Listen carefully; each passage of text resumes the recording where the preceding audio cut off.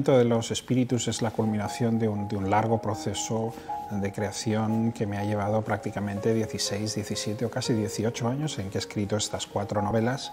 y este ha sido un poco el momento más gratificante para mí, y confío que también lo sea para los lectores, porque es el momento en el cual todo el esfuerzo, todo aquello que se ha ido construyendo con los años, los personajes, las atmósferas, las aventuras, las tramas, las subtramas, finalmente todo cuaja, todo encaja y el diseño del gran laberinto de historias finalmente cobra sentido. En ese sentido, para mí ha sido pues una gran aventura el poder completar y acompañar a los personajes hasta el corazón de la intriga, del misterio que se esconde en el cementerio de los libros olvidados. Y bueno, y ahora me ha quedado un poco esa sensación, ¿no?, del trabajo hecho, y el alivio por un lado, y por otro lado también la pequeña tristeza de despedirme de estos personajes que de algún modo también se quedan con uno para siempre.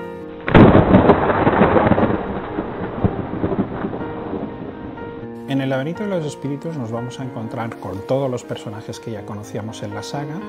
desde los personajes que habíamos conocido en La sombra del viento, por supuesto Daniel Sempere, Bea, Fermín, la Bernarda, el padre de Daniel, el terrible inspector Fumero, Julián Carax, Nuria Montfort, todos aquellos personajes. Nos vamos a encontrar también con los personajes del Juego del Ángel, David Martín, el señor Corelli, Isabela. Nos vamos a encontrar también con los personajes que habíamos conocido en El prisionero del cielo, sobre todo Mauricio Valls, también las aventuras de Fermín, de otros personajes, amigos, colaboradores. Y además vamos a conocer personajes nuevos, personajes claves, que son los que nos van a ayudar a completar esta aventura, a completar el misterio. Y en este caso hay varios personajes muy importantes. Hay sobre todo un personaje clave, que es un personaje que a mí me gusta mucho, que es casi mi personaje favorito en toda la saga, que es una mujer llamada Alicia Gris, que va a ser un poco la clave, la llave que nos va a permitir abrir todas las puertas de este laberinto de historias. Bueno, una de las cosas que ha explorado la saga y que de algún modo culmina en el laberinto de los espíritus son los personajes maléficos, los villanos de la saga, ¿no? Y muchas veces pues son los villanos, a veces los personajes más seductores o más interesantes. En este caso, el laberinto de los espíritus trae una buena carga de villanos operáticos, de villanos tremendos, algunos muy malvados. Luego hay también villanos atrapados en su infinita trama de grises, ambiguos, que no sabemos muy bien dónde pisan o juegan a diferentes barajas, y poco a poco, a medida que avanza la trama, vamos descubriendo más sobre ellos. En este caso nos vamos a encontrar con algunos personajes muy interesantes, algunos villanos que parecen casi herederos del terrible inspector Fumero. Hay un individuo llamado Endaya, que cuando lleguemos a conocerlos y conozcamos sus métodos, realmente el viejo inspector Fumero nos va a parecer un poco salido de Bambi, ¿no? Y luego nos vamos a encontrar a un villano que es un poco el contrapeso de Alicia Gris, la gran protagonista del laberinto de los espíritus, que es un personaje muy complejo, que tiene muchos niveles, muchas tramas, y que va a dar un gran juego del ratón y el gato con Alicia y con los demás personajes. Igualmente nos vamos a encontrar con Mauricio Valls, que era el gran villano del prisionero del cielo, y esta vez vamos a llegar hasta el fondo de su historia y de su personalidad y de su mundo, y vamos a ver realmente lo que ha hecho este hombre, cómo ha llegado a llegar a donde estaba y cómo ha ejercitado el poder desde las tinieblas del régimen, que el marco histórico, que las circunstancias le han permitido ser un poco quien era. Y yo creo que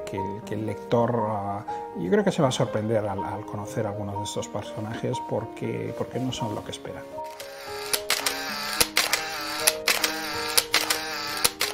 En las anteriores novelas de la saga, el rol de muchos personajes femeninos a veces era un poco dickensiano, nos recordaban aquellos ángeles dickensianos de bondad o de entrega o de generosidad.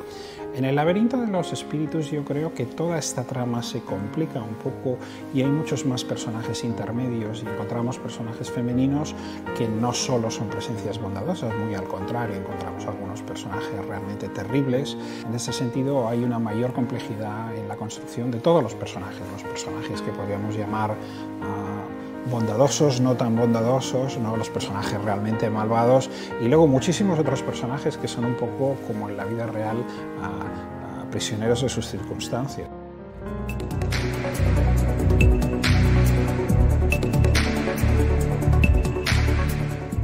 El laberinto de los espíritus, al igual que las otras novelas del ciclo del Cementerio de los Libros Olvidados,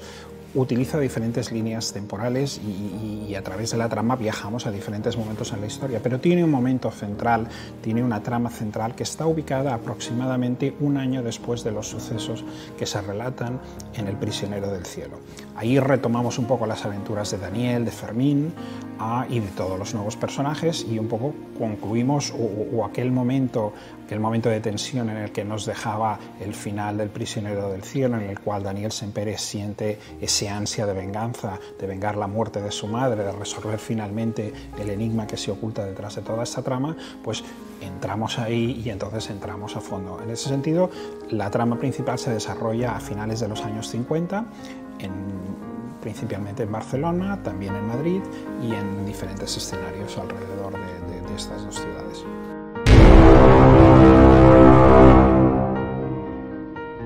El título del Laberinto de los Espíritus tiene su propio sentido, del mismo modo que en La sombra del viento el título no era solo el título del libro que estábamos leyendo, sino era el título de un libro sobre el que estábamos leyendo y del cual entrábamos y salíamos, y de algún modo al final de la novela se fundían ambos libros. En este caso hay un juego similar, pero que abarca un poco a todo el cuarteto de novelas. El Laberinto de los Espíritus es una alusión a este gran laberinto de historias que forman las 4 novelas, a esta Barcelona gótica y misteriosa en la cual hay 1000 tramas, 1000 personajes que quedan articulados en nuestra historia, y a la vez hace referencia a una serie de libros misteriosos que es la serie del Laberinto de los Espíritus, que tiene un rol muy importante dentro de la propia trama. Con lo cual,